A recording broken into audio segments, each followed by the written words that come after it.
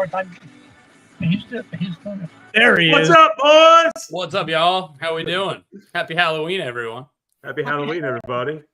No. Happy birthday. Happy birthday. Welcome to another episode of Gary Williams Stole My Lawn Furniture. We're going to be talking World Series and NFL Week 9 today. But first, it is Halloween, and it is our friend Brian Rogers' father, Tony Pop's birthday. And Brian's going to introduce him and tell all you folks what about Tony Pops and what's going on today. This is where I get my shitty humor. Dad, I just want to have you on for a few minutes and just say happy birthday.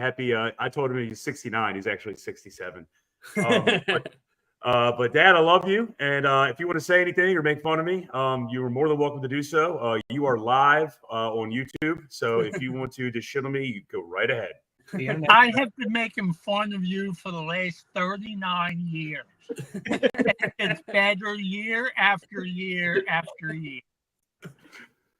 Well, Dad, we love you. And your next chapter is your best chapter. So if you want to say anything else, you're more than welcome to. And I mean, you got pumpkins, you got a Santa Claus, you got a Al E. Gator, and then we got you in that neon shirt. Looks like you're a human street cone. No one's gonna hit you guys. Well, I just got off work, so you know, and I'm in my car right now, so it's kind of like whatever. And you get to go home to Mom. I'd probably try to get hit by a car. Yeah. Well, actually, me and a coworker are going out for a beer. Awesome. Where are you going? Where are you going to get a beer? Up near the house. Okay. Cool. Up in Perryville, Maryland.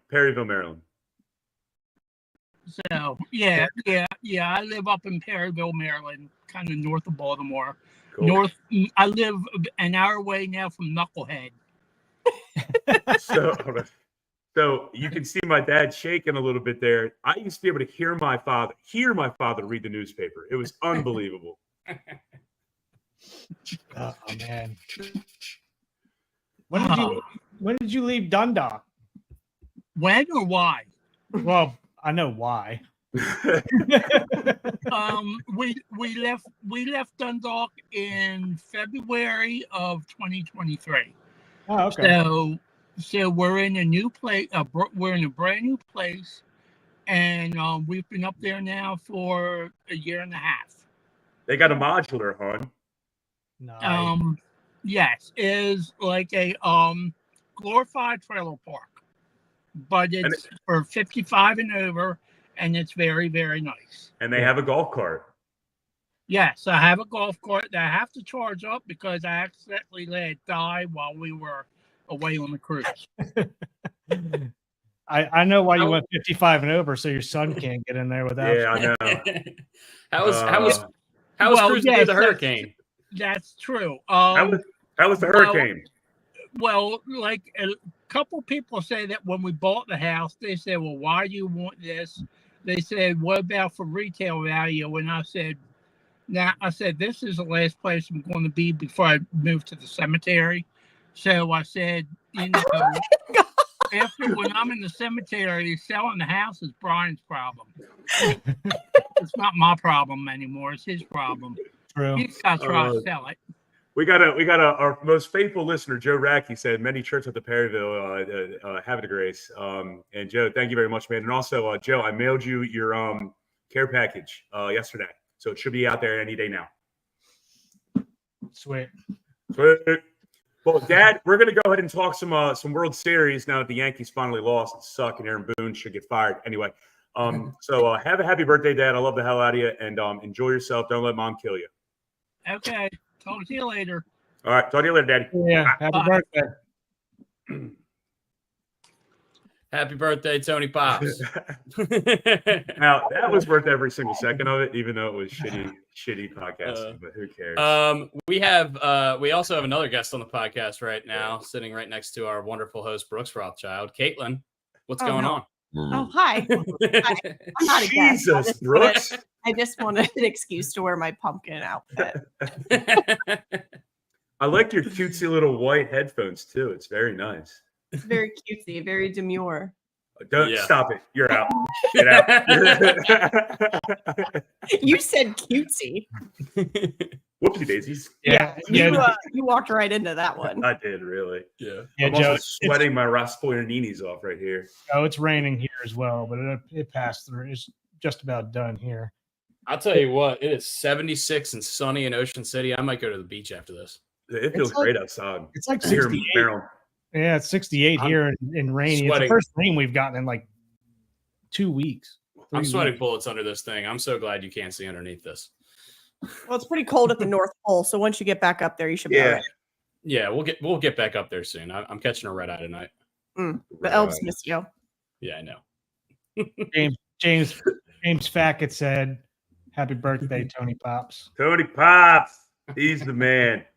I'm still in Delaware Dave Stone. It's Brian Rogers, Tony Pops. He is the man. He was my favorite person to see going into Lighthouse Tavern every single time. I think He I'm would still walk in in- your. He would do the Jeff Jarrett. Like, Oh that yeah, was great. Brian, am I still in your phone as Tony Gwynn hater? Yes, you were Dustin Forever Rothschild, and for Tony always. Quinn hater. Forever and Okay. for always. There we go. Nice. There you go. All right, well, let's fire away and Yeah. what do we want to talk about? Do we want to talk about Banks? Do we want to talk about what you guys doing tonight before we get into the World Series? Like, what do we got? No, go do your sports thing. I'll dip out. All right, baby. It's good seeing you. Good seeing you, Caitlin. Yeah. see ya. Caitlin, love you. Thank you Love you, for baby. joining. Have a good day. Happy Halloween. My eyebrows are sweating. Yeah, All right. pretty We've got the introductions out of the way now. Thank you to Tony Pops. Happy birthday. Thank you for Caitlin for joining us, saying hi. Happy Halloween to everyone out there. We're going to get into the World Series. Fresh on our minds, happened last night. The Dodgers beat the Yankees in Game 5 of the World Series after going down 5-0 early in the game. Guys, what did you think about the game? Do you think it was more of a collapse on the Yankees' part? More credit to the Dodgers? We have, I'm sure we have thoughts both ways. Brian, we'll go to you first, and then Brooks. Brian, I know you're itching to give Aaron Boone some love right now. No, I'm not even going to give Aaron Boone hate on this one. This really came down to the errors that were made in that one inning. I mean, that really is what came down to it. And I hate when people always just want to immediately place blame on something, but this is one of the most egregious things you've seen in a while with all those errors. I mean, Garrett Cole had to be just fucking cussing under his breath the entire fucking time. So that's the only thing I can think of. And not to mention the Dodgers, you give those guys extra outs. You were asking for just a disastrous finish. And that's what they got. Yeah, I Brooksy? mean PFPs as well. Garrett Cole can't sit there and get mad at everybody for the entire thing. But yeah, I mean, you definitely can't give them extra outs. I mean, am I happy to see it? Yeah, definitely. But yeah, whatever. It was inevitable. I think the Dodgers win this, even if the Yankees win that game. Yeah. They're just too freaking talented, man. And honestly, like did you guys listen to like John Sterling every single time that Judge hits the ball, he just like freaks out like it's going over the fence? He did it No. again. It's ridiculous. I was listening to the Fox broadcast because John Smoltz is amazing at what he does. Yeah, I totally agree with you. I think John Smoltz is fantastic in the booth. Joe asked, why did Boone use an overworked reliever instead of Millersville Tim? Yeah, I don't know. I think a lot of people were giving Booney shit in game 1 and when he went to Nestor Cortez, who hasn't thrown a ball in 2 months, and ended up giving up that walk-off to Freddie Freeman. I think Boone's use of the bullpen was really questionable in general. I know a lot of Yankees fans were saying basically it should be Weaver, Holmes, or bust for the rest of the game, and then he went out and put in Tommy Kahnle, who immediately loaded up the bases without getting an out. So I think Yankee fans in general are pretty dumb with Boone. I think that it's the best case scenario for us as Orioles fans because they made the World Series. They're kind of hitched to him. They can't fire him after making the World Series, right? But I think he makes questionable decisions. I think the biggest problem is that the depth of the lineup for the Yankees just wasn't there. They had the pop at the top of the lineup, but when you get further down that lineup, I just don't have any faith in those guys, especially against all of this parade of relievers that LA somehow has after everyone on their pitching staff somehow got hurt. And also, I mean, my biggest takeaway from last night, other than Freddie Freeman cemented himself as a first ballot Hall of Famer, is that good for Walker Buehler. because he looked fantastic in this World Series, and he really looks like he got his mojo back. I'm going to answer Joe's question about why he went to Tim Hill instead of Meza. I mean, Tim Hill, from everything that I saw in all the games that I watched, I don't have any stat lines or splits. He looked pretty, darn good, especially coming from that odd angle, maybe that 3/4, sometimes sidearm angle. So that's why I think he went to him, even though he was overworked. And maybe they just didn't have, Tim's a friend of the program and a friend just in general. Maybe he just didn't have faith in Tim. And I hate to say that. Yeah, But- and Tim, we talked about it. I know our last show, we're a lot more laid back and loose, fast and loose with Tim, and we're just because we're friends with him, and we probably don't ask him as many baseball questions as we should, just because, like I said, we're friends with him, so we're gonna mess with him a little bit.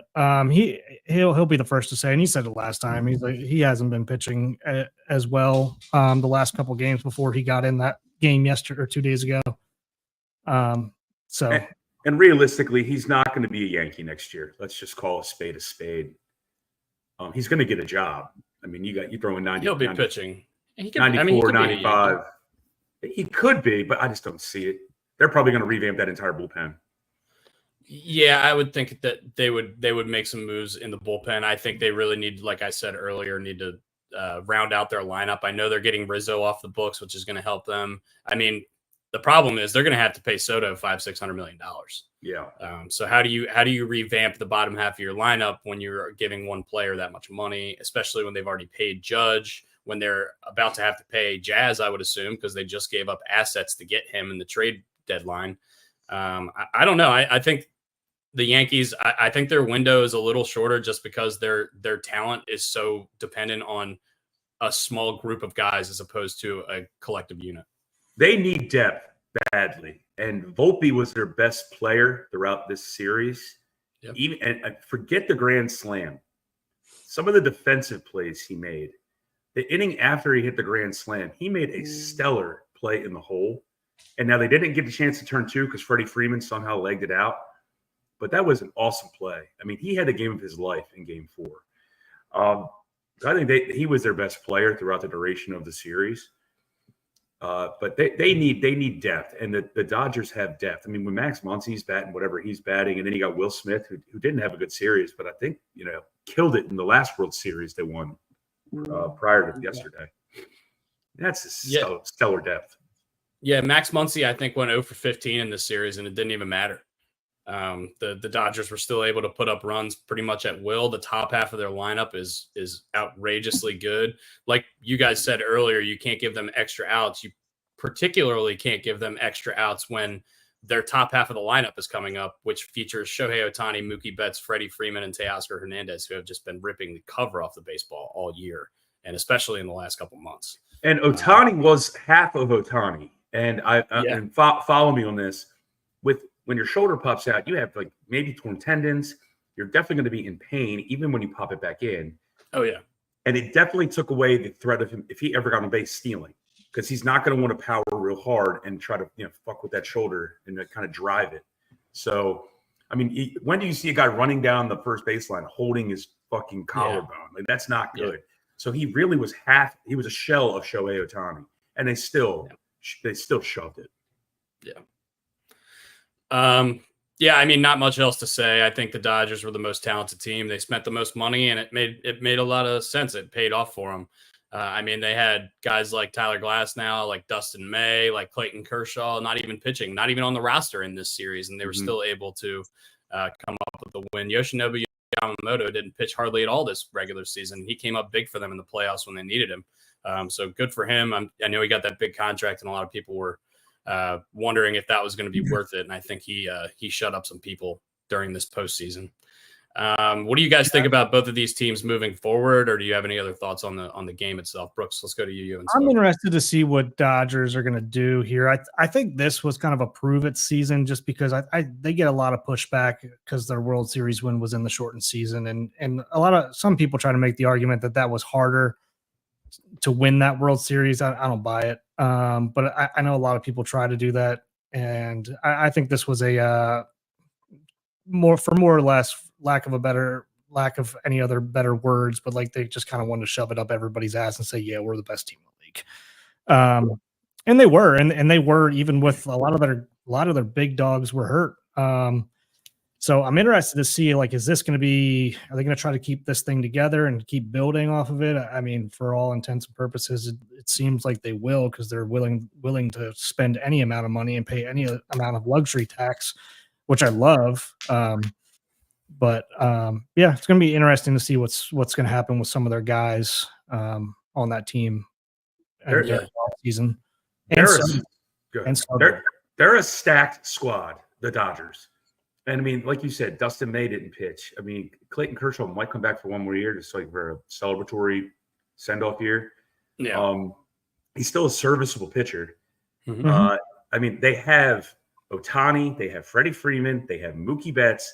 You're going to be in the games when you have those guys, as long as no one gets hurt. And Jack Flaherty's probably gone. I mean, he showed himself this year, and he's going to get paid. But they still have so many people. I can never say his name, Yamamoto or whatever, Yasumoto. He's there. So they have a stacked lineup, and I think a couple of their like role players are still under contract for a couple of years in arbitration years. The Yankees, on the other hand, there's going to be revamping there, and you got to see what happens with Soto. That's going to be the biggest question mark that everyone is going to have. So I will take the Dodgers' future over the Yankees' future. And it's not because I don't like the Yankees. It's just how I read it. I'm a realist when it comes to this stuff. You think Pigtown Sports saying that Soto's probably the favorite to go to LA? You think? What do you guys think about that? You think that's true? I don't even know who the favorite is. It's just, is he going for money here? Is he what's he going to go for? You think? I think he's going for money. He really fit in New York, and New York will pay him. I have a weird feeling the Giants, who have missed out on major talent over the last 3 years, and they tried to get Carlos Correa, and then he couldn't pass a physical, and they weren't stupid for doing that. They tried to get Judge. They tried to get Ohtani. They tried to get Ohtani. They tried to get one other guy. I can't remember where he went. They've missed out so much. They might just completely sell out to get Soto. And it's interesting. So now, I guess a couple months ago, halfway through the year, they announced that Posey's now going to be there as a part of the executive office. So it's going to be interesting to see how he wants to build this team, because it could be completely different from what it used to be there. So I'm interested to see what Posey's going to do there, what his philosophy is going to be. Yeah, I mean, look, I think the biggest name that the Dodgers are losing in free agency other than Flaherty is probably Teoscar Hernandez. I know a lot of Orioles fans have talked about him as potentially maybe coming to, if Santander goes elsewhere, they could see him as a replacement. I could see Santander in LA. I could see him in San Francisco. I could see him in a Yankee uniform. I hope none of that doesn't happen. Obviously, I hope he stays with the Orioles, but I think there's going to be major moves for sure. I saw Corbin Burns tweeted last night responding to the Dodgers win with like the eyes emojis, like a bunch of the eyes emojis, and a bunch of people took to Twitter thinking that means like, oh, maybe LA is going to put in a Godfather offer for Corbin Burns. I mean, they just have an embarrassment of riches over there. I wouldn't put anything past them. I think for the Yankees perspective, you have to get a deal done with Soto no matter what. You have to pay him whatever he wants, because you gave up a shit ton of stuff to get him, and he was only a 1-year guy. So if you give up Michael King and a couple of the other guys they gave up to get him, and he's only here for 1 year and they didn't win the World Series, that's going to be a complete disaster in New York sports, especially among the fan base.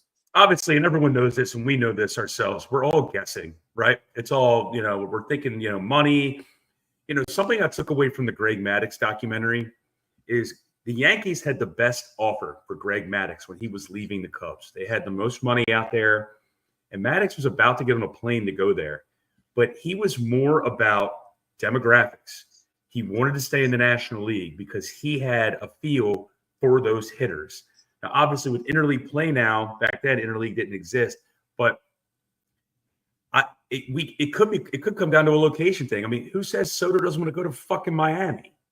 It just depends on what these guys like.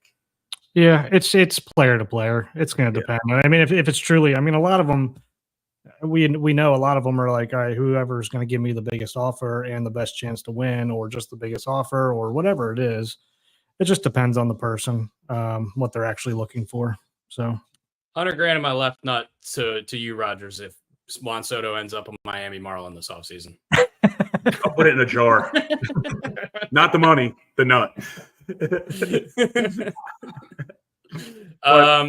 I will say this. I mean, Santander, from what I would gather from him, is he's waited so long to get to this point. He's going to get whatever the biggest bag is. Yeah. And he should. You Can't blame him at all. Yeah. Nope. And if he leaves the Orioles as a result, and if you're an Oriole fan and you blame him, you're wrong. Yeah, I don't think Straight anybody up. would. I don't think anybody would blame him. I mean, he probably didn't think, being a Rule 5 guy, probably didn't think he was ever going to make it to this point. So yeah, go take advantage of it, man. Get your money, dude. Go get your money. I mean, I'm not going to fault any man. It's like when people get pissed off at Mike Mussina. The man got $30 million more from the Yankees. Good for you, dude. It's like when people leave the Ravens and like people got mad at Matt Judon for leaving for like wherever he went, the Patriots. They gave him like $30 million more than what the Ravens were offered. Good for you, dude. Yeah. It's a limited lifespan in these leagues. Yeah, take care. I'm always about go get your money, take care of your family and your generations of family. Go for Especially it, if you're a Rule 5 guy. Yeah. He's probably the best Rule 5 guy of all time, and that's not a joke. He's up there. I mean, I don't know. There's probably some names. There's probably some weird, like, guy in the 90s or 2000s that was a Rule 5 guy. I don't know when that started. When's winter meetings? Is that usually in December. December? I think it's like first week of December normally. Okay. Then. Yeah, that's going to be interesting. We always say, like, we always get hyped up for winter meetings, and everybody thinks that a lot of shit's always going to happen there. And it probably does behind the scenes, but nothing ever gets officially announced there, at least over the last few years, I feel like, because I always get pumped up for it. I'm like, man, I feel like we didn't learn much. They did. Manfred did come out. Barletta sent this in our group chat yesterday. Shout out to Sean Barletta. Manfred did come out and say that they're going to be experimenting with the challenging the pitches, the strike zone pitches in spring training next year, which I love. They've been doing that in the minors, and I think it's been working out really well. A lot of high approval from the players down there. I think that's going to solve a lot of the issues we talked about all season with these super inconsistent umpiring that's been going on this season. As Pigtown Sports chimes in, Roberto Clemente apparently was a Rule 5 guy. So was Josh Hamilton, Johan Santana. Santana was a Rule 5 guy. Josh Hamilton, I can understand because he like needles and cocaine. Well, that was a different. He was a first round pick when it whenever he got picked, and then he became a Rule 5 after shit didn't work out. Dude, Johan Santana, well, great. That's amazing. Look, Johan Santana, by the way, Shane Victorino, the Flying Hawaiian. Johan Santana, by the way, if you look at his 2004 through 2006 stretch, he won 2 Cy Youngs. He should have won a third, but that was the year they gave it to Bartolo because he had 20 wins. I mean, he led the league in strikeouts, innings pitched, Ks, everything, like every single thing for that 3-year span. And really he had a 6-year, 7-year span where he was just completely dominant. When him and Liriano were together and both dominant, that was a fun pitching staff to watch. And I think Brad Radke on there. I think Joe Nathan was the closer man. And I think for whatever reason, I used to see Joe Nathan working out in Maryland quite a bit, and I don't know why, because I don't think he's from Maryland. But whenever I was doing bullpens in the wintertime, I'd see him over at the indoor facility. I'd say it was pretty stacked. They had Jock Jones, they had Torrey Hunter. Jock Jones, that's a good one. Jock Jones. They had more Noah and Mauer, right? And Kubel. Yeah. I gotta give Pigtown Sports a shout out. If you don't follow him on Twitter, he has some really, really good stats that he puts out. And knowledgeable, just a knowledgeable dude. Former minor leaguer as well. The guy knows baseball. Go follow him. I enjoy a lot of the stats that he puts out. He puts out a lot of stuff that I don't think about sometimes or care to do the research to look up, and I share a lot of his stuff because he gets some really good stats that actually fucking mean something. Why do I feel like these costumes make us smarter and just a better podcast in general? Maybe we wear them every week. Maybe it's because we're sweaty and we're on edge. Well, I can wear Jessica. I have a Jessica Rabbit outfit. I can wear that next week. I won't be sweating. Please don't. I mean, it's not Halloween next week. Maybe I we'll look good in sequins, dude. What are we gonna wear? What are we gonna wear to There's no way the that's true. Chesapeake Wine Company live podcast from Canton, guys? Oh. Do we just wear tuxedos? Now the tuxedos kind of seem a little fucked up. No, I just said we go shirtless. I still say we do a podcast where we're just all in the bathroom. Poopy It's just podcast. a sound nightmare. Yeah. I mean, do you guys have anything else on baseball before we transition into football? You want to talk about anything grand scale or about the World Series or anything in general, or do you guys want to push forward into Week 9? I said this a couple podcasts ago. I think baseball should take a victory lap this year. I mean, this was a great year for baseball, not because they got the West Coast, East Coast, Yankees, two biggest teams in the game playing in the World Series.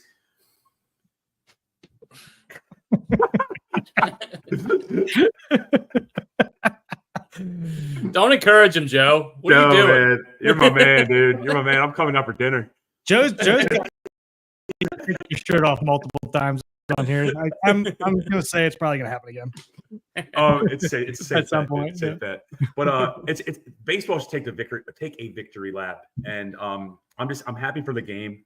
I believe that the average the age demographic went down by like 6 or 7 years. I got to check that stat, but they do that market research. I'm very happy for the game, and I'm glad that some smaller market teams are relevant now.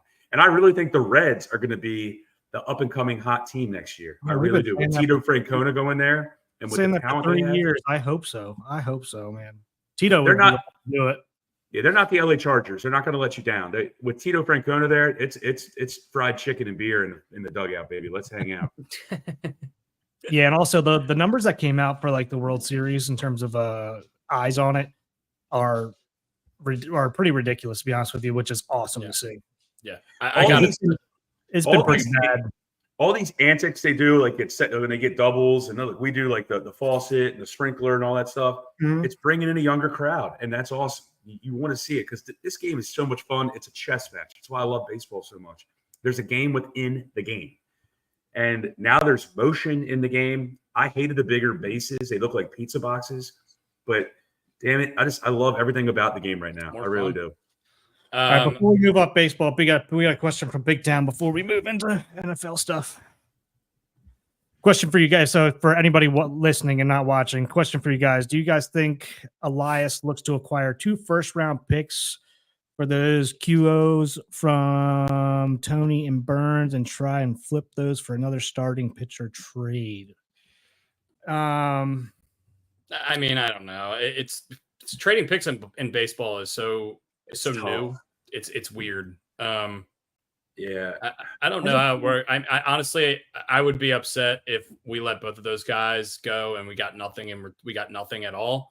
But I mean, that's just kind of how baseball works. I would imagine we get some sort of compensatory pick somehow. But if we don't get Tony or Burns, we're going to make other moves in their stead. That's what I would say.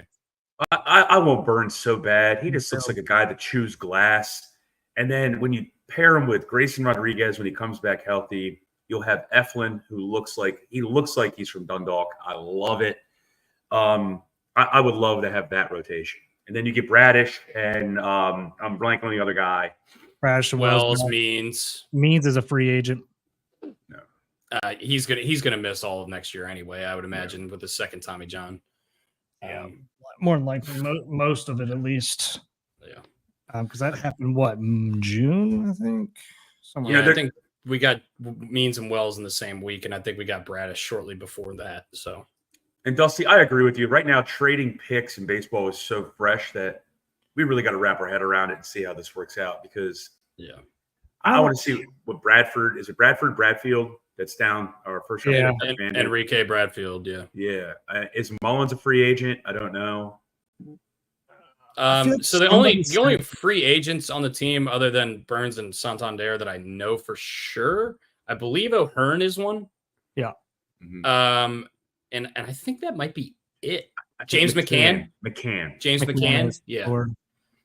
And McCann as far as the sold. rest, I'm sure there's Um, other guys, but in terms of the guys that really make an impact day to Yeah. day, I think those are the guys. We need to pull all that stuff and do a show, Yep. but that's Yep. probably for after. Well, maybe not after football season, but during a dead period.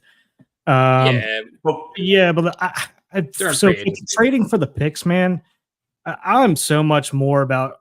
I would love them to go give me somebody proven because these proven talent. like picks are so rare to work out, and I get it. It's great. So Pigtown said O'Hearn has a team option for 7 or 8 million. Take it all day. yeah. All day. I Especially mean, if he's a leader in the clubhouse. yeah, and he loves the team. So it's just go give me the proven stuff. Just I don't know. Picks rarely work out, and when they do, it's great, right? I mean, that's how you build your team. But like if you're going a lot of those picks, I mean, in those picks, like you better be using for some pitching at this point. I don't know. They could use them to go get a veteran bat too. I mean, that's definitely something we need. So I don't know. It's going to be interesting. I'm like talking myself both ways right now. So Yeah, there's a lot of time between now and then. I don't want to become the NBA where all we do is look forward to next year. Right now the NBA is already talking about next year. So and they just started. That's why I hate the NBA because no one even tries till the playoffs. But anyway, neither here nor there. But I mean, you got a lot of time, and baseball's in a great place. And while the Orioles did not have the year we really wished, I'm very happy with what happened. fuck yeah, Joe. Yeah, Yankees lose. Orioles fans are happy. That's the gist of what was going on here. I think it's good time now to transition into the NFL. Week 9. Did you do tallies for last week? I did not do tallies for last week, but I can do them quickly if you would like. While you're doing that, I want to propose a question to you guys, and I've been hearing this a little bit. Do you think, given the Stephon Diggs injury, the Texans go to the Jets, who they're playing tonight, and say, "What do you want for Devontae Adams?" No. Or what do you want for Garrett Wilson? And No. pair him back up with CJ Stroud. And the I Jets think- will ask out I don't a think- ton.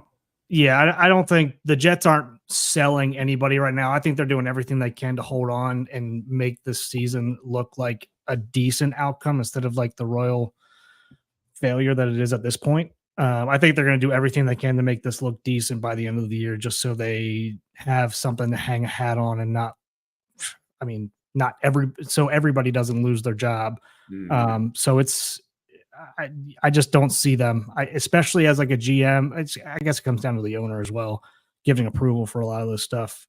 But I think they're going to do whatever and wherever they can to make this seem like the moves they made were okay and not just a colossal failure.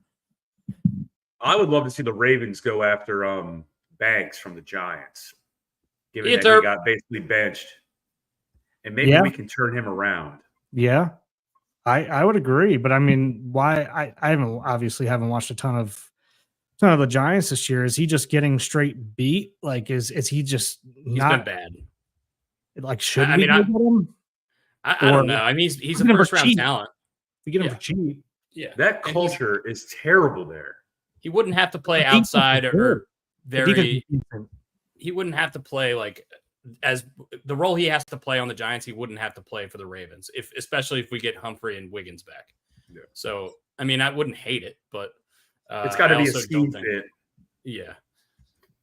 I also don't think they would be. I don't know if they'll be looking to move him. Maybe they will just because they benched him. Well, on I'm a side tallying these note, picks. while you're tallying up, I ran into Deli Dave because we live next to Pig and Rooster, and he said that there's a young lady at the pharmacy at the Safeway here in Canton that said, "You're the podcast guy," and she said she watches it and she doesn't really like sports, but says we're really funny and we have a good time. So thank you, whoever you are. Well, we're going to get your name. We're going to give you a shout out. But the pharmacist from Safeway, the young lady, thank you, man. Stop by Chesapeake Wine Company next Friday. We'll be there. We'd love to talk to you. We'd love to talk to you. And Yeah. Pigtown Sports, if you are in Pigtown, make the trek over that day if you're around. We'd love to see you. if Yeah, you're and not come working. by. Bring your dogs. Please bring your dogs. If you have a dog, it's a dog friendly establishment. Please come by and have a good time. Kim is great. If you want to come in and just have a quick, say something on the microphone, we suck at this. You can't be any worse than we are, guys. So have some fun. I'm here to have a good time. I'm drinking prosecco at 11 o'clock in the morning. We're gonna be doing that next Friday as well. Yep. So this is my wife's doing. I don't want to say. Shit, he's in Pasadena. Hey, Ah, shout out shit. Pasadena. That's where the Rothschild children, the Roth children, if you will, grew up. All right, now, Big Town, have you been to Irvs? If you haven't been to Irvs, then you're not allowed anywhere Yeah, on Big Town. this If you podcast have ever. not been to Irvs, you need to go before he dies Yes. immediately, and I will send you the address. I will never forget Brian ordering a shot of Jack Neat, and he took a candle out of a candle holder and served him a shot of Jack Neat in the candle holder with the wax It was- still in glass. Best Jack Daniels I've Brian- ever had in my entire Brian life. he couldn't have been happier. He couldn't have had a bigger smile on his face. Smile was on my face. And when we pulled up, we were like, Irv, it's like 10:30 in the morning. And we're like, Irv, you gonna open the bar? He's like, sure. He's burning his trash outside. He's like, let me change my shirt.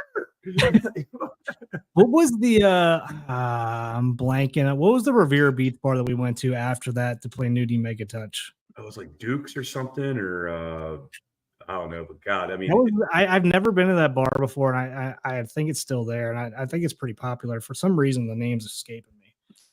I don't know. remember. But God, it had a beach, I know. which was unbelievable. Is it called Um, Beach?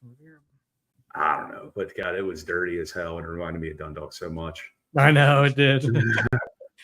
Revere Beach bars. Yeah. Let's Dusty, see. is it a big trick or treating town out there in Ocean City, like where you're at in your developments? No, my development, no, because it's smaller. There's like 2 or 3 developments that people go to specifically to trick or treat. People will drive to the neighborhood. So Mystic Harbor, Oyster Harbor, and then anywhere in Ocean Pines. I think a lot of kids go around there. In terms of West Ocean City, at least, I don't know in town how trick or treating works with the kids. But in general, most of the families live out here in West Ocean City or in Delaware or something like that. So they just kind of go to the neighborhoods. Cool. I'm sure. Yeah. Like we won't get any here. If we do, it'll be like 1 or 2 people knocking on the door. So to my favorite line, to take a right turn from the left-hand lane. Jameson Williams, lock your shit up, dude. Third thing, now you got a gun charge. I told you it was coming. I told you Apparently- 2 weeks ago, didn't I? Brooks, apparently, you did. both Brooks, you did, As you man. don't know, I'm a former law enforcement officer. I get inside knowledge a little sooner on some of this stuff. both weapons were registered, which I think is good news for him. But he's Yeah. definitely going to be investigated anyway. Brooks, what's You just going knew- on there? Sorry. I don't know. I don't know. I just knew gun charges were coming. I don't know the extent and all the details, but I just knew charges were coming, and that's it, really. But yeah, it's I actually didn't even see the story was broke yet. I was kind of getting a little nervous because I shadowed that out and I was trying to trade Jameson Williams here like right after I put that out there and nobody was taking it. But yeah, I don't know the extent of it. Yeah. All right. I'm not quite done, but we can get started if you guys want to just talk about Thursday night tonight. Roy Oswalt, there's a that's name I haven't heard in a while. right Holy there. fist. That's Man. awesome. Roy Oswalt gave me hope as a 5'11" pitcher. I was like, oh, he can do it. Maybe I can, but I didn't throw 98, 99. So, but yeah, let's. You said you get those tallies done yet? I'm about finished. Yeah, I got like 2 more games left to do, That's so cool. we can That's just get cool. into it. All right, let's do Houston Jets since we were just talking about that. Yeah. Put the screen up. Yes, I need to pull up the odds. Damn, it was ugly early, and then I made a turnaround. Brian was good early. He made a turnaround for the other way, which is what happened last week too. Damn, that stinks. I'm the only one who picked Chicago, so that's an L. You guys get sevens. You pulled DraftKings odds, right? Correct. Yeah, I did them like an hour ago, or hour and a half ago now, probably because we've been going for like 40 minutes. But they should be exactly updated, if not like 1 or a half point off here and there on our note.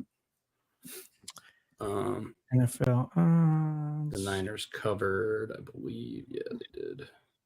Let's make this a little smaller. That's an L for me.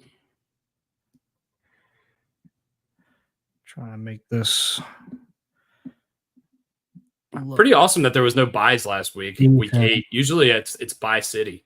Yeah. We got to pick every game, and they all were good. Did the Steelers cover that game against the Giants on Monday night? I think it was 26-18. Yeah, they did cover. Yeah. Okay, so we all win that one. Nobody had a losing record last week. Look at us. How about that? I pushed. Brooks, you went 11-5 last week. I went 8-8, and Brian went 9-7. your boy. So Stays yeah, in pretty the good league. week. I mean, if you backed us last week, you definitely didn't lose that much money. I don't think. Pretty good showing, I would say, from the boys. Sorry that took so long, guys. I know that's a little bit You're of all good, pain. dude. Don't worry about it, man. But yeah, love Roy Oswalt. I'm worried. It's 76 degrees and you're wearing a fucking Santa outfit. You think I Dude, really it's care hot. about I'm it? about to take this fucking thing. It's too hot for a penguin to be walking God, around. I was hoping you had no shirt on underneath that. That'd be No, I fucking have amazing. another Santa related shirt. Don't worry. If I can get this thing off. I mean, my chest is beat red because I'm sweating. Oh, I'm dying here, man. Yeah, I don't know if you can see it, but it's Santa surfing. I thought you were Magnum PI for a minute.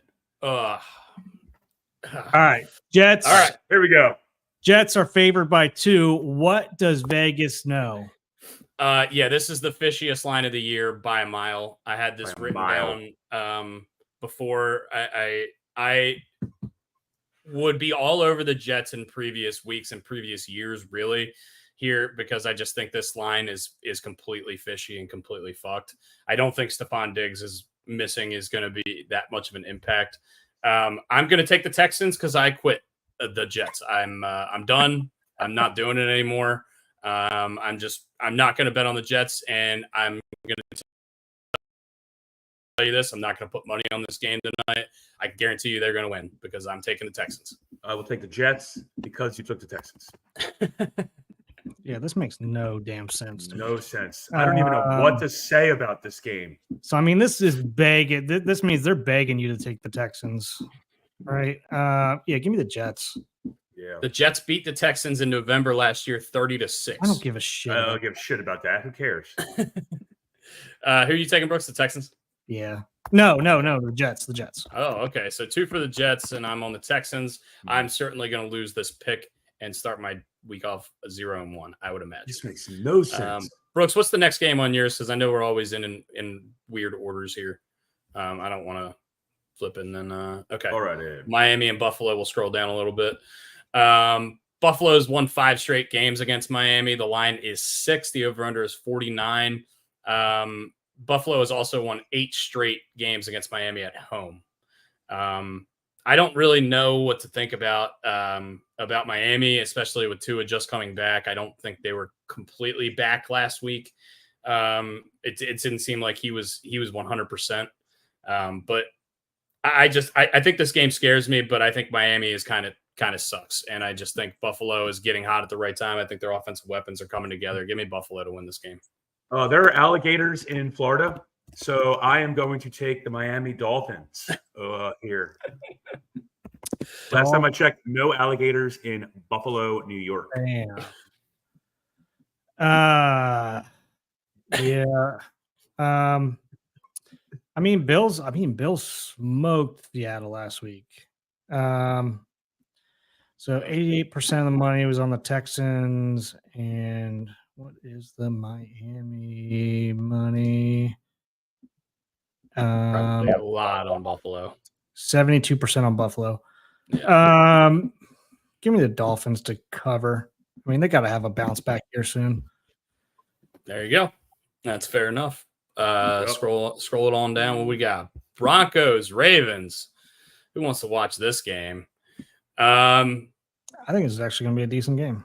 Yeah, I think it should be a decent game. It's the number one offense versus, I don't know if it's the number one defense, but it's certainly one of the better defenses in the league. I know it's the number one fantasy defense thus far this year is the Broncos. Yeah, I think that we give up big plays in bunches, and I think that this is a perfect matchup because I don't see Bo Nix as a big play threat. I know he kicked Carolina's ass last week, but I think Carolina is a complete dumpster fire. Sorry, I'm going first a lot here, but I think the Baltimore Ravens get right here. I think this is a Bo Nix welcome to the show kind of game. I think he's gonna see what he's got to do against Lamar, put up a ton of points, and he's gonna get scared and have a bad game. Joe, I don't know if Lamar healthy because I know he missed practice a couple days. Yeah, he missed practice yesterday. Harbaugh said that it was a rest day. It was planned, so he should be totally fine. I wouldn't be worried about Lamar's health. Yeah, he had knee and back is what they listed, but I don't think it's anything serious. I think it was a rest day. Yeah, I believe that the Broncos cover, so I'm going to take the Broncos. I believe the Ravens win. And the reason I say this is because when Patrick Surtain, who I believe is the best corner in the league outside of Sauce Gardner, is going to completely blanket either Bateman or Flowers, and then they're going to bracket the other receiver.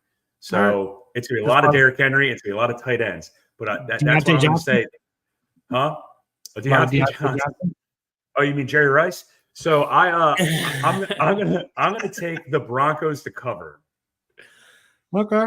All right, Brooksy, the Ravens win. I think this is a pissed off get back game for the Ravens, and I think this is a blowout. Yeah, So, I totally agree. Give me the Ravens and the points. Totally agree with you. I think we're going to kick the shit out of them. All right, next game is the Vegas Raiders going to Cincinnati. The line is 7. The over-under is 46.5. Brian, let's let you go first, and then Brooks, and then I'll go. Very simplistic, desperation game. Bengals have to win. There's no option. So Bengals. Okay. T. Higgins playing or no? No, he's out for a little bit, right? He with the hamstring or quad. Mm-hmm. Quad. Doesn't really matter. Give me the Bengals. I think they cover. Yeah, we're going to be in lockstep here. I just have written down the Raiders do nothing for me. The Bengals defense is completely ass, so don't be surprised if this is closer than it should be for some stupid reason. But yeah, the Raiders are just bad, and they have no weapons that scare me. So give me Cincinnati. Going back, 59% of the money's on the Broncos and the Broncos-Ravens game. Interesting. Wow. I mean, it is only Thursday. It is a lot of points too.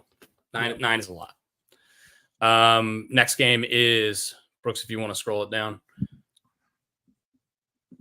The Washington Commanders at the New York Giants. The Washington Commanders are giving 4 points. Jaden Daniels was limited in practice, I believe, yesterday, but everything says he's on track to play as he did last week, despite any or barring any setbacks. Over under is 44.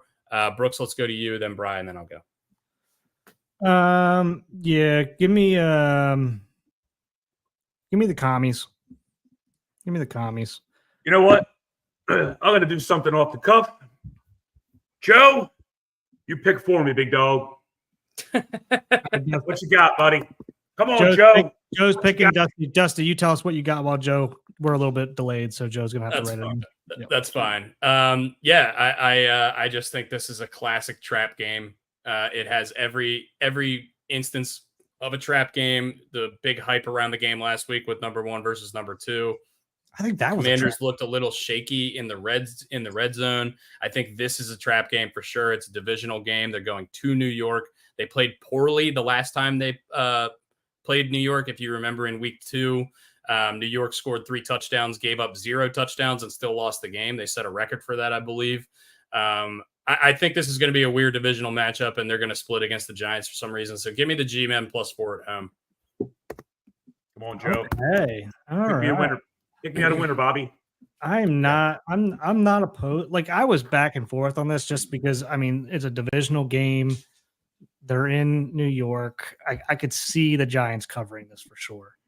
I mean, look, this is the kind of game where I'm going to pick the Giants, and then the Commanders come out and win by 21. I'm going to look like the biggest moron on the planet. But like every now and then, you got to go out on a limb. This is just one of the ones this week that I'm going to be going out on a limb on. I did the same thing with this. The Eagles played the Giants a couple of weeks ago, and I tried to get cute and take the Giants, and it didn't work out. So, While Joe's All right, doing that, we'll just move to the next game, and then we'll come back to his pick whenever he gives it. Because I'm All sure right. he's watching. Giants. Oh, he takes the Giants as well. All right, Look Joe. at that. All You right. got All two day, on baby. the Giants. I'm- Look at that. Joe, I it's me swayed and you. We're going to Shabooms. I'm the only one on the commies this week. Look at you. What's the next game, Brooksy? Chargers, Browns. This game is in Cleveland. The Chargers are giving 1.5 to the Cleveland Browns in Cleveland. Over under 43. Does this line surprise you guys, or do you guys think this is about right? I think Jameis must have really had some sway on Vegas this week, huh? Yeah, I think this is 3 or 4 if Deshaun's playing. Yeah. Chargers beat the Right. living shit out of the Browns. They are going to run the ball and run the ball and run the ball and then do a shovel pass and then run the ball and then shovel pass. And then Harbaugh might go out and tackle somebody himself. Give me the Chargers. Yeah, give me the Chargers as well. Even though I don't love it, but I'm not picking the Browns. I'm just not. Yeah, I wrote down don't love this one. I'm going to stay away as far as gambling goes, but for this show, we have to make the picks. I think Jameis is going to throw a couple picks in this one. He's going to come back down to earth. And like Brian said, I think you're going to see a lot of J.K. Dobbins and a lot of Lad McConkey, who had kind of his breakout game last week. Can we talk about how sick of a name that is? Lad McConkey. Yeah, it's awesome. Yeah, it's a Come first. on, It's a dude. first round name. It's a first It's a round de- draft pick. It's a DeBrickashaw Ferguson. It's a Dick Buckus. I mean, that's a sexy name. Lad McConkey. Sounds like you rode a horse to the stadium. Fair. Yeah, if his name's Mark Smith, I don't think he's getting nearly as much buzz. That's my favorite football name. My favorite football name of all time was actually a Pittsburgh Steeler. His last name was Fuamata Malafala. His first Ooh, name I remember that. was Chris. I remember that. That makes no sense whatsoever. I remember that because every time we played them, I'm like, I still have no idea how to say that. 2 jerseys to get that name on there. Yeah. All right, what's the next game? The next game is Dallas at Atlanta. This has gone to 3. Wow, it was 2.5 for a long time. The over/under is 52 in this game. Not expecting a lot of defense in this game. That's one of the higher totals I've seen this year, I believe. Kirk Cousins kicked the shit out of the Bucs a couple times this year. I think that they're a little bit overhyped. I don't think they're quite as good as their record says they are. Talking about the Falcons, but I also think there's a lot of problems with this Cowboys team. I think both of these teams are a little bit fraudulent. I think that the Falcons are probably going to end up making the playoffs because their division is pretty weak. I don't think the Cowboys will make the playoffs, but I think they could beat this team for sure. So give me the 3 points and give me Dallas. I'm in complete limbo with this one, so I'm just going to take the home team. So I'll go the Atlanta Falcons. Yeah. I'm in limbo on this one as well. I just, yeah, I'm not picking against Kirk Cousins right now. Yep. He seems like he's playing like he's got something to prove. Any man that chops at Orvis, I like. So I'll take it. Okay. You and your reasons for liking and disliking people are questionable I sometimes. picked the Dolphins because they don't have Gators in Buffalo. I mean, come on, dude. How You'll can the probably Al win, E too. Gator guy? I don't even have 5 fingers. I got these 3 little nubby thingies. You look like a villain that needs to be unmasked in Scooby Doo or something. Yep. You got 3 fingers, 3 fingers, toes. and a set All of right, big I think the next game is probably Saints Panthers, if I'm correct. I think that's the last 1 o'clock, unless maybe there's one more. Saints Panthers. This is 7. It was 7.5 when I wrote it this morning. The over under hasn't changed. It looks like Derek Carr is going to play. And also Andy Dalton is back healthy from his thumb, but they're going to stick with Bryce Young at least to start this game. I've got no faith in either one of these teams at all. I don't want to bet on this. I don't want to watch a minute of this game. I said that in our show on Tuesday. But give me the Saints because they have a real NFL quarterback playing football. Oh man, yeah. Give me the Saints, especially trading away Deontay Johnson. They just got worse. So yeah, give me the Saints. This should be a bye week game. I would take the I, bye. I mean, usually the Cowboys, shit. Why am I blanking on who they're playing? The Cowboys Falcons game would have been the toilet bowl this week, but this is taking the cake here. This game should only Especially be if on Derek radio. Carr doesn't play. If Derek Dude, Carr there's doesn't, another toilet bowl this week too. We haven't gotten to yet. This game should only be on AM radio. It shouldn't even be on television. I'll take the Saints yeah. begrudgingly. AM radio. Yeah. We Shouldn't should even see give him what FM our, access. we had a lot of team rides last week. I'd love to know. Yeah, Chris Merrick just chimed in. Brian picks his Super Bowl winner based on their mascot. Without a doubt, dude. Yeah. What's the next game, Brooks? Is it the next toilet bowl? Yep, it is. Yep. Titans, Patriots. 38. This is an absolutely terrible football game. Will Levis might play. Who cares? He sucks. Drake May is in concussion protocol. We don't know if he's going to play. This game sucks. What do you guys think? Will Levis should be eating mayo on the sideline and never play fucking football again. I watched his mayonnaise commercial 3 times when watching something the other day. Clown ass. I will take the Patriots. Yeah, give me the Patriots. Okay. Yeah, give me Tennessee. Both of these teams suck. I'm just going to be different because you guys both took the Patriots. I can see this going either way. Don't put your hard-earned money on this, please. Save yourself. I want to give a shout out to my friend Haley. She just told me she's watching, and she also says that she's dead because I'm wearing a freaking alligator, and that Dustin, you're hot as hell. And so, Haley, thank you for watching. This is absolutely ridiculous. This is not normal, but the humor is normal, just not the outfits. Haley, I don't know you, but what's up? Brooks is leaving as we try to go on to our next pick here, and he's the one who scrolls down the screen. So I don't really know what's going to go on here. Yeah, my robot vacuum is knocking over my lights in here, so I had to take it out. Got a robot back. The Raiders Roomba Stadium is wreaking havoc in Brooks's house right now. Joe Biden around here. His election Hey, time's relevant, and he would have more licks. Yeah. On that note, I cannot fucking wait until this damn election is over because I am so sick of seeing all these smear campaign ads. Look, I'm not political. I don't give a damn. I'm so sick of this stuff. It's such a divisive country. Just get this shit over with, man. Please. Well, there is a date. I totally agree There's a with date in mind. There is a date. It'll be over soon. I promise. Yeah. And I will vote. I'm a voter, but this stinks. I only refilled one. I drank all the rum. Kate, get him more Prosecco, please. Get him more Prosecco. It says, Caitlin. why is all the rum gone? Okay, so this game was supposed to be Sunday Night Football, but got flexed to the 4:30 slot because the Jacksonville Jaguars are complete ass. Philly is favored by 7.5 at home against the Jacksonville Jaguars. The over-under is 45.5. Philly is hot. Jacksonville is not. They just lost Christian Kirk for the season with a broken collarbone. Brian Thomas might or might not play. Gabe Davis might or might not play. Really pay attention to this because the Jaguars might not have any offensive weapons. Tank Bigsby and Travis Etienne, their top 2 running backs, are also questionable for this game. I would imagine some of those guys are going to play. Some of them aren't.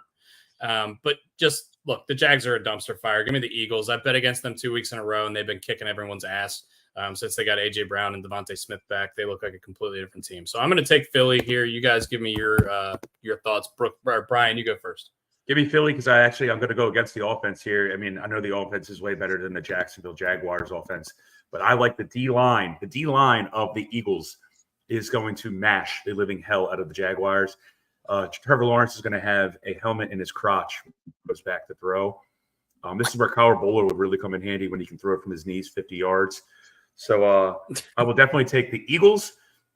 And I also think this is the last game that Doug Peterson coaches for the Jacksonville Jaguars. I like that. I like your D's line. And by the way, remember, I'm getting pied at Chesapeake Wine Company on Friday. We need to order that. Oh no, do they have grab and goes at Dangerous Delicious? Dangerous. Oh yeah, I can stop by and get one. Okay. Yeah. Regardless, I'm taking the Eagles, the Eagles. And Team ride. I don't have anything else to add out that you guys didn't say. Team ride. Next game is probably going to be, let me guess, Chicago? Yeah. Chicago getting 1.5 in Arizona. Look at Arizona getting some love from Vegas after they've won 2 straight over the Chargers and the Dolphins. You surprised? Yeah, I'm surprised a little bit, but I don't know. The Chicago's look terrible, especially last week against a bad Washington team. I don't know. Brooks, what do you have on this? Yeah, give me Arizona. I still don't trust the Bears, and I just think Arizona's offense is real good. I mean, I say real good, but they just have a ton of opportunities because they're going to be on the field a lot because their defense kind of sucks. It's kind of Swiss cheese. So, and the Bears D is decent. I don't know. I just give me the Cardinals at home. I wouldn't trust Matt Eberflus with a piece of wide-ruled loose-leaf paper. And oh man, this is bad for you because you hate Kyler Murray as well. And I hate little Lake Kyler video game Murray. Yeah, running around like a little Tecmo Bowl clown. This is where I just say, give me the home team. Do you like that, buddy? You're an angry. All right. You're an I'm angry. not an angry alligator. You're an angry alligator. I love my favorite player of all time is Larry Fitzgerald. So, and he's a Cardinal. Is it because you got all them teeth and no toothbrush? Yeah, he's got no medulla oblongata. Medulla oblongata is all fucked up. Yeah. I think this is unexpected for me. I thought I was zagging taking the Cards because I think there's going to be a lot of public money on the Bears here, but I'm going to take the Cardinals too. I don't trust the Bears. I don't trust Matt Eberflus or Caleb Williams at this point. I know he's going to be good, but wow. I don't necessarily trust the Cardinals either, but Marvin Harrison and Trey McBride look amazing last week, and James Conner is still running with a purpose. I think this team is frisky. I think they can beat most of the teams in the NFL. So, do we think the Bears made a misstep by drafting Odunze instead of Brian Thomas?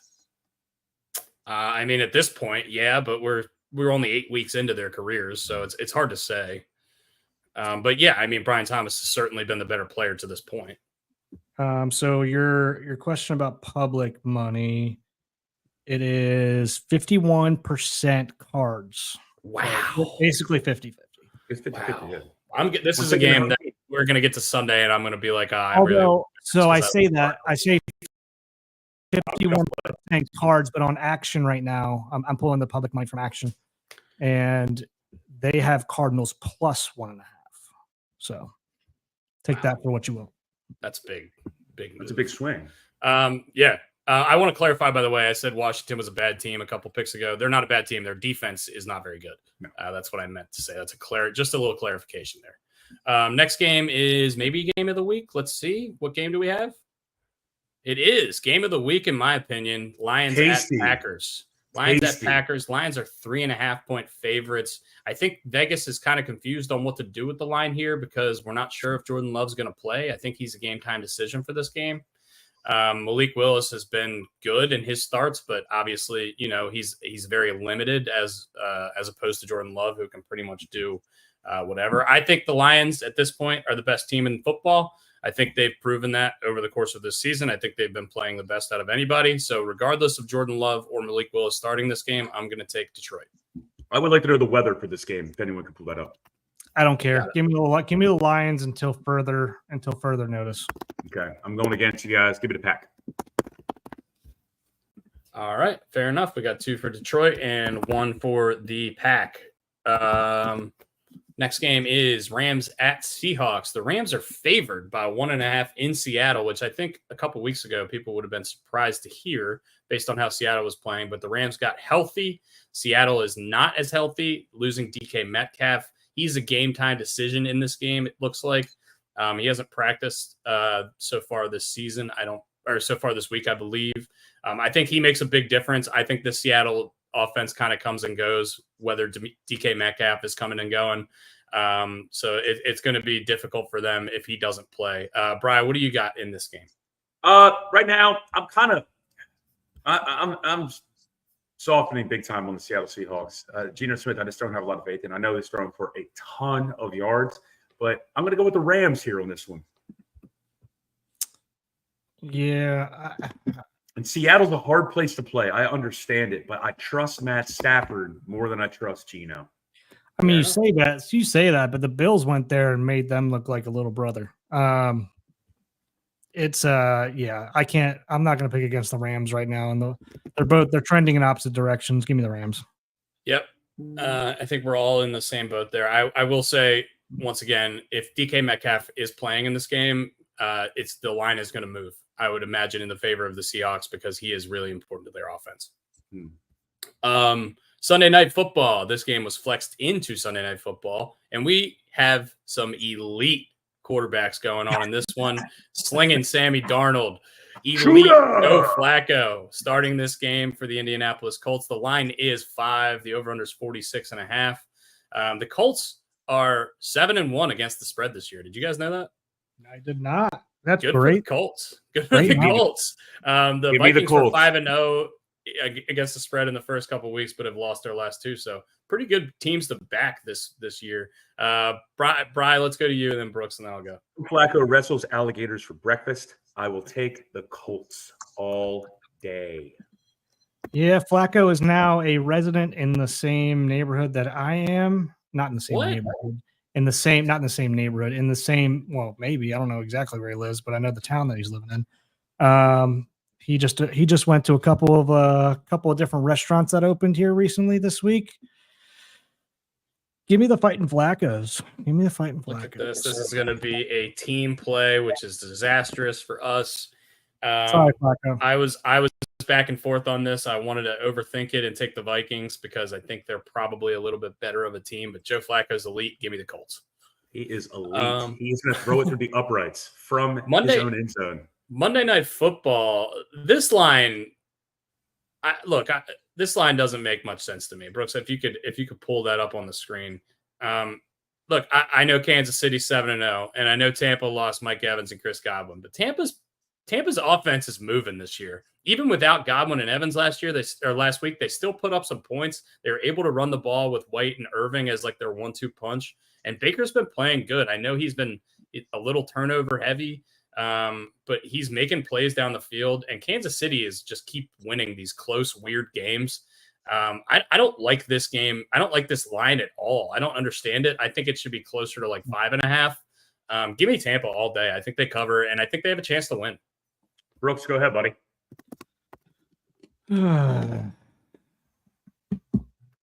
Yeah, I like your stat here in the notes. 13-game win streak for the Chiefs, and they are 10-2-1 against the spread during that time. 8.5 seems like a lot though. Give me Tampa to cover, I guess. I don't love this pick, but that's a high number, man. I get my methodology from Chris Merrick. There are no alligators in Kansas City. There are some near Tampa. Give me the Bucks. We're team riding on Tampa. By the way, another note we had down here: Patrick Mahomes and Baker Mayfield share the NFL lead with 8 interceptions this year so far, which is not a stat we would think. No. Probably because Patrick Mahomes is the best quarterback in the league, and Baker Mayfield is like the second or third best fantasy quarterback in the league this year. But yeah, interesting. This could be a turnover fest. Maybe bet defensive touchdown. Either way in this game, wouldn't be the worst move. I can see Baker throwing a little Jameis pick 6 to the Chiefs early in this game. Yeah, I mean that's our stuff for this week. Those are our picks at least. Does anything jump off the page? Any matchups you're really interested in, or any teams you're really looking to jump forward in the second half of the season? This is the halfway point, guys. This is where the cream comes to the top. I'm really looking forward to that Packers Lions game. That's going to be a great. Hopefully Jordan Love plays. Yeah. And that's going to have a lot to do with who wins that division. Yep. So, and I really am intrigued by the Ravens-Broncos game. I mean, the Broncos, we thought this might be a layup when the season started, but that defense is pretty scary for the Broncos. So I'm looking forward to those 2 games big time. Yeah, I agree. I like that. I'm interested to see what Miami does against the Bills here. Now that it seems like they're starting to get a little bit more healthy. I'm trying to go through these right now and see if there's any other that are jumping off the page to me, but not really, to be honest with you. Yeah, just same thing that you said, Brian. Like Lions and Packers game of the week, obviously. Colts Vikings should be interesting. Yeah. Especially since we talked about it earlier this week with the Vikings D kind of trending in the wrong direction at this point. I don't know if they got injuries or what, and why they're starting to fall off a little bit, but yeah, that's really about it. I can't believe we're all on Tampa against KC right now. That's kind of crazy with them missing their receivers.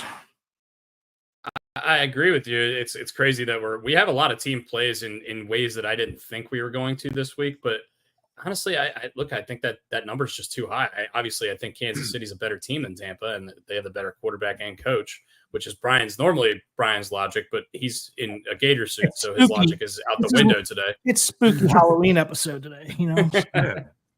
Another thing I have to look for that I'm looking for, and I don't want anyone to lose their job, but as I mentioned on our podcast on Monday or Tuesday, this is where if you have a bye week and your team is not up to snuff, this is where coaches start getting fired in season. I think you're going to see one head roll this weekend. It could be Eberflus. It could be Doug Peterson. Yeah, so it could be Brian Daboll. Or wait, did the Giants even play this week? The Giants. Yeah, they do.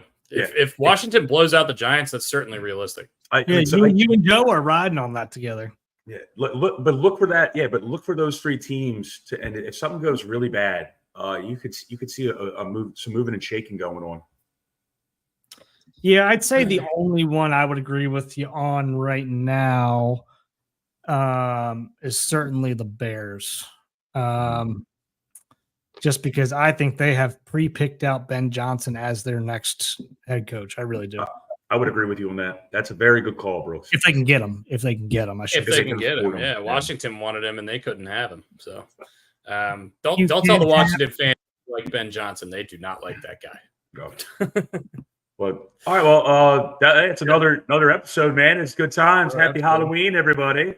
Well, we got one more episode next week on either Monday or Tuesday, depending on our schedules, where we are going to be remote, and then fireworks always seem to happen when we get together. So it should be a fun one next Friday. It's going to be next Friday for sure. So we get to react to the Ravens game.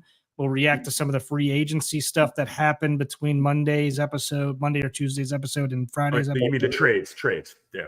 Trades, yes, because it is November 5th. We're not talking politics on the show.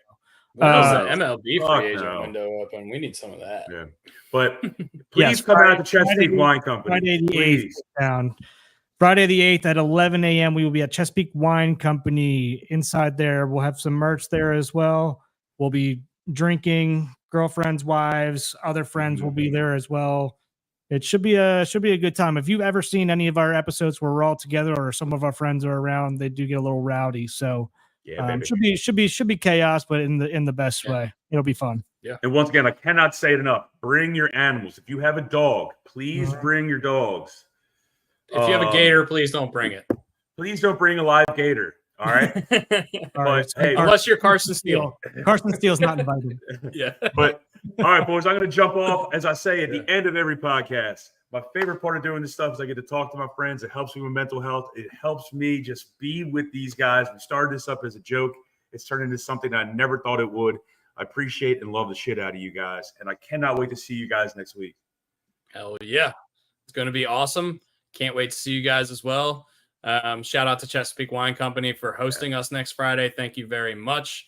And we're gonna have a lot of fun. It's gonna be. You know what? Let's do a giveaway. We're gonna. If you show up there, we're gonna have a giveaway for somebody. We got koozies, we got stickers, we got hats, we got all kinds of fun stuff. Yeah. We might even be giving away a bottle of bourbon or something like that. Sure, we can do that. I mean, I got plenty of bourbon we can give away, and then and I know bottle of bourbon. That seems to be like probably the alcohol of choice, the poison of choice for most of our viewers, I would say. Sure. The brown water. I love it. So all right, boys. Yeah. Giveaway Thanks again. It's good to see you guys. I got to get this Happy- alligator off. I'm sweating through Yeah. my honey shirt. Happy Halloween. Happy Halloween. Happy Happy Christmas on Halloween, because I don't have a Halloween outfit. I had to wear Christmas stuff. And great podcast. And we'll see you next week. I love you guys. And everyone be safe. People become mutations on Halloween. So everyone be safe, please. Fact. True. All right, guys. Love you. See you, boys. So, yeah.